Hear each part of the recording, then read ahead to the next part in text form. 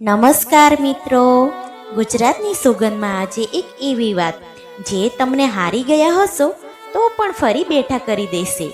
ઘણીવાર આપણને લાગે છે કે આપણે એકલા છીએ, પણ યાદ રાખજો, દુનિયા ભલે તમારી સામે હોય, પણ જો તમે તમારી સાથે છો ને તો દુનિયાની કોઈ તાકાત તમને હરાવી શકશે નહીં. જેમ દીવો અંધકારમાં એકલો જ લડે છે અને ઉજાસ ફેલાવે છે, એમ તમારે પણ તમારા સપના માટે એકલા જ લડવું પડશે. લોકો શું કહેશે એ વિચારશો તો પાછળ રહી જશો, પણ હું શું કરી શકીશ એ વિચારશો તો ઇતિહાસ રચી દેશો. શરૂઆત હંમેશા નાની જ હોય છે, પણ જો મન મક્કમ હોય તો મંજિલ દૂર નથી.